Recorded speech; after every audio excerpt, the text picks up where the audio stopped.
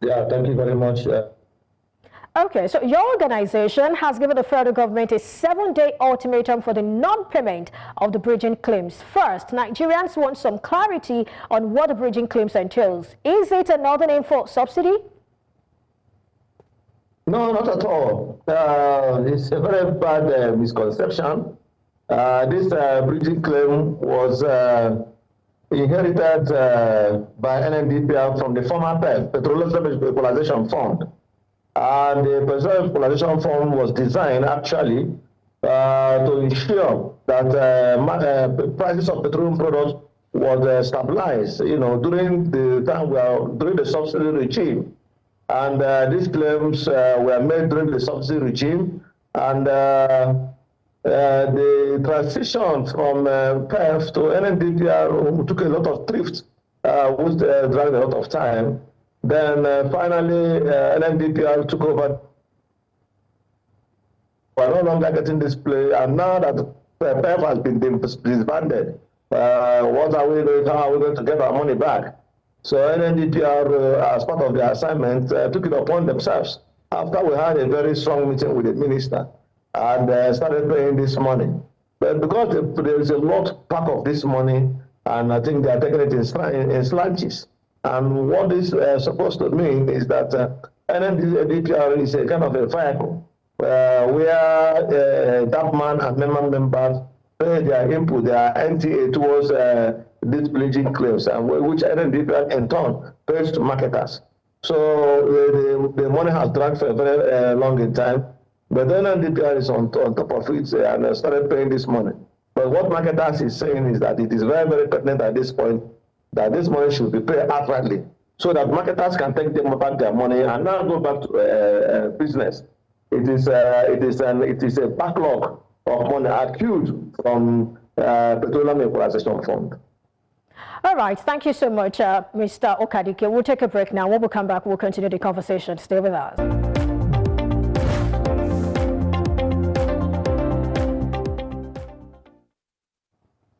Thank you so much for staying with us. We are still talking about IPMAN giving the federal government a 7-day ultimatum before it downs tool. And of course, Chinedu Ukadike is right here with me. Thank you so much, sir, for staying with us.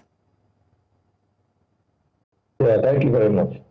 All right, so before we went on that time out, you were trying to explain something to us, but I'm just wondering, could this be that it was actually some form of subsidy during the subsidy era? Yes, it's a kind of subsidy. Federal government was subsidizing petroleum products from the dry depot to a distance. Like, then importing petroleum products from overseas, where putting products into the country, because the refineries are not working. And most of these products normally land at the seashores of the country, the riverine areas. And you also know that the riverine area at that particular point in time is Port Harcourt, Calabar, Lagos, and Ogara. So these are the ports at that particular point in time. And marketers are buying products in Kano, Kaduna, Maiduguri, and all the rest of them. Those in the dry land, desert area, could not be able to afford these petroleum products because of the cost of transportation. So federal government designed this subtle way of ensuring that petroleum product is being equalized nationwide, so that whatever you can be able to get it in Port Harcourt or in Lagos or in Warri, those that are in Kano, Kaduna, Katsina can also get that products at that particular price. Okay, Mr. Ukadike, we need to move fast. This Petroleum Equalization Fund. Permit me to button, please. We need to move fast. Okay, thank you so much. Now, the chairman of IPMAN Depot Chairman Forum, that's Yahaya Al-Hassan, categorically listed 9 depots, and all of them are northern depots. So I was wondering if this means that they are the only ones who are being owed these debts. That's on the one hand. And also, beyond the bridging debt, there is discontent over a 5% levy imposed on your members by NMDPRA. And, what your organization has also described as the imposition of several abnormal levies. I'd like you to address these two. Okay, it actually is not only for marketers in the north. those marketers in the north also consulted their colleagues that are in also the southern part of the country and the eastern part of the country that also go to Lagos at that particular point in time to go and get this petroleum product. And also believe that their last meeting, everybody was represented, including those in Abia State, Imo State, Enugu State, Makurdi, all of them were all represented, you know.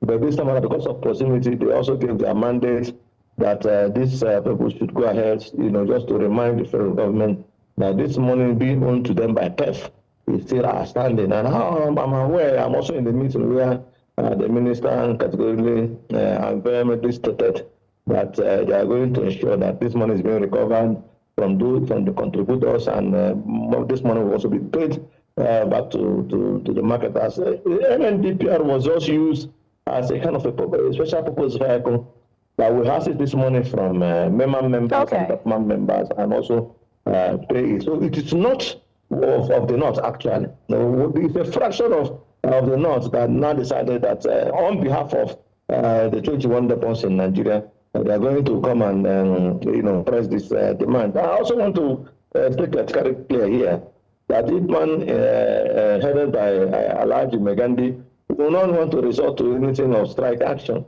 We don't even go on strike. We independent marketers, we don't go on strike. We normally withdraw our services when some of our demands are not being met. So purposely this time around, the national president is also on top of this matter, and also trying to contact the authorities so that we can know the extent of the money they have paid and the balance they are yet to give to independent marketers. That one will be settled. Then on the issue of the percentage, they also, yes, we frowned at it and we also raised our concern to the NNDP, who is authority, but it is enshrined in the PIA. It is enshrined in the PIA. It is a law. At that particular point in time, with independent marketers, we are actually not together. And now that we are together, we now start demanding that some of these issues supposed to be expunged. Okay. And the issue of innovation of petrol filling stations, amount that's being given to us by NNDPRA, which they also stated clearly to us that once you are painting your filling station, you don't need to pay. But if it's actually a construction of that filling station, there will be a little charge, and that's the charge we are also looking at. And I think the authority will also try to contact them and see how meaningfully they can be able to resolve this problem. So for we independent marketers, we are committed to service. I want to tell you, we are committed to service. Okay. And we also want to confront government on some of our issues to ensure that there will be constant and uninterrupted supply of petroleum products. Absolutely. Thank you so much, Chinedu Ukadike, National PRO IPMAN, for your thoughts on the show today.